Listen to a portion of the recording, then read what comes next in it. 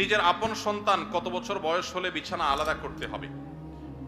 সন্তান বয়স যখন 10 হয়ে যাবে তখন তাকে নবীজি সাল্লাল্লাহু আলাইহি সাল্লাম বিছানা পৃথক করতে বলেছেন। তিনি বলেছেন ওয়াহজুরুহুম ফিল মাদাজি'i ওয়াহজুরুহুম ফিল মাদাজি'i ইযা বালাগু 10 আও কামা ওয়ারাদা ফিল হাদিস। কোন কোন বর্ণনায় ওয়াফাররিকুহুম আসছে। নিজের সন্তানদের বয়স যখন 10 হবে তখন তাদের বিছানা পৃথক করে দাও।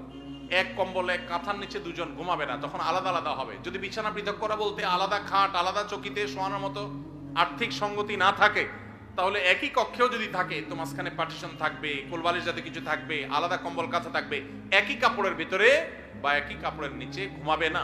এটা নানাবিধ অনাচারের পথকে উন্মুক্ত করে। আরো আগে থেকে যদি বাচ্চাকে অভ্যাস গড়ে তোলা হয় সেটা সবচেয়ে ভালো।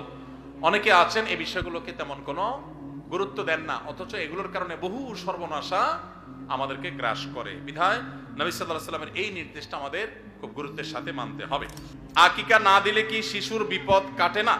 আকিকা না দিলে শিশুর বিপদ কাটে না এমন কোনো কথা কোরআন হাদিসে নাই। তবে আকিকা দেওয়া এটা গুরুত্বপূর্ণ একটা আমল। আল্লাহ কাউকে পুত্র সন্তান দান করলে 2টি ছাগল, আর কন্যা সন্তান দান করলে 1টি ছাগল জবে করা, এটা নবীজি সাল্লাল্লাহু আলাইহি সাল্লামের সুন্নাহ। এটা জন্মের 7ম দিনে, না হলে 14তম দিনে, না হলে 21তম দিনে করবেন। সেটাও যদি কোনো কারণে না হয় পরে যে কোনো সময় করলেও আদায় হয়ে যাবে। এমনকি কারো শিশু কারো যদি আকিকা দেওয়া না হয়, বড় হওয়ার পর তার আকিকা দিলেও আদায় হয়ে যাবে। এই আকিকা এটা না দিলে যে বিপদ কাটে না এরকম কোনো কথা নাই। তবে হ্যাঁ, বিভিন্ন হাদিসে নবী সাল্লাল্লাহু আলাইহি সাল্লাম বলেছেন কুল্লু গুলামিন মুরতাহানুন বিআকিকাতিহি, বাচ্চার এটা আকিকার উপরে সে অনেকটা ডিপেন্ডেন্ট থাকে।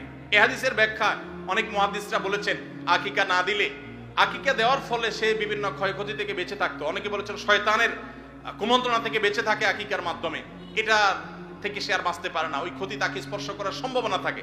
তবে কেউ আকিকা দিতে পারলো না, অন্য কোনো আমল করলো তার সন্তানের জন্য, আল্লাহ তাআলা তাকে সেভ করতে পারেন।